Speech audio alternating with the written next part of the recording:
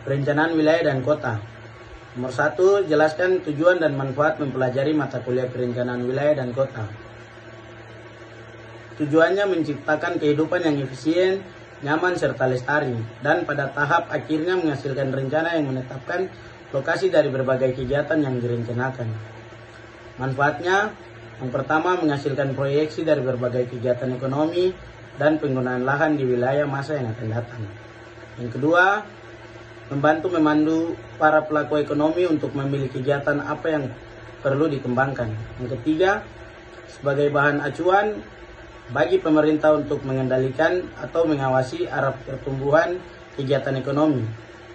Yang keempat, sebagai landasan bagi rencana-rencana yang lainnya, lebih sempit tetapi lebih detail sektoral.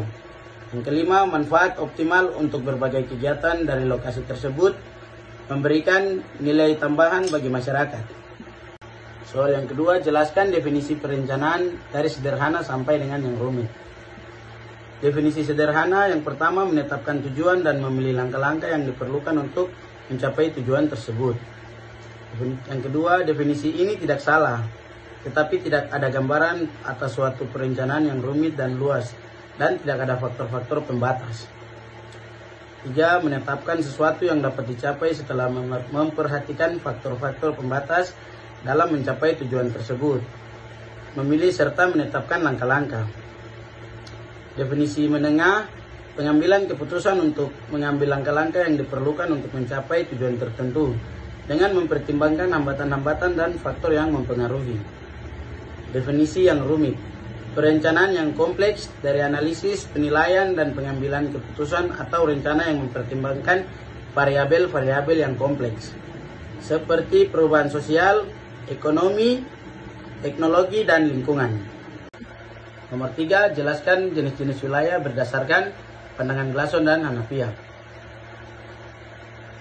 Pandangan Glasson menyatakan bahwa wilayah dapat dibedakan berdasarkan kondisinya atau berdasarkan fungsinya.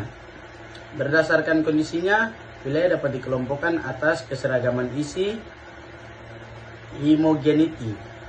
Misalnya wilayah perkebunan, wilayah peternakan, dan wilayah industri, dan sebagainya. Sedangkan berdasarkan fungsinya, suatu wilayah dapat dibedakan misalnya kota dengan wilayah belakangnya, lokasi produksi dengan wilayah pemasarannya, susunan orde perkotaan, jenjang atau hierarki jalur transportasi, dan sebagainya.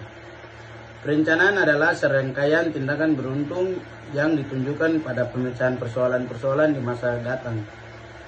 Adapun tahapan-tahapan sebagai berikut. Yang pertama, identifikasi persoalan.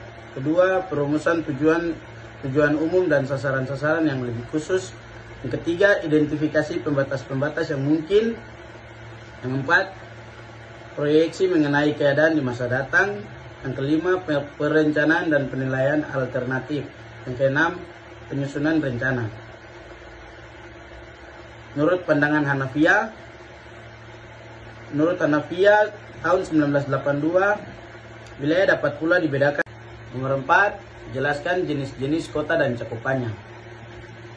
Kota kecil cakupannya antara 20.000 hingga 50.000 jiwa. Kota sedang 50.000 jiwa hingga 100.000 jiwa. Kota besar 10.000 hingga 1 juta jiwa. Kota metropolitan sekitaran 1 juta jiwa sampai 5 juta jiwa. Kota megapolitan lebih dari 5 juta jiwa. Soal nomor 5, jelaskan pendapat masing-masing terkait kota Anda bernomisili berdasarkan teori perencanaan dunia. Perencanaan dunia berdasarkan tempat saya bernomisili, yaitu kota Jayapura. Menurut pendapat saya pribadi adalah kota Jayapura sudah hampir memenuhi syarat-syarat dalam perencanaan dunia. Misalnya seperti mempunyai tujuan yang jelas dalam perencanaan, tetapi terdapat beberapa masalah dalam menjalankan rencana tersebut. Seperti pembangunan perencanaan pasar-pasar tradisional, tetapi masyarakat lebih memilih berjualan di jalan-jalan raya ketimbang di tempat yang sudah dipersiapkan pemerintah kota Jayapura.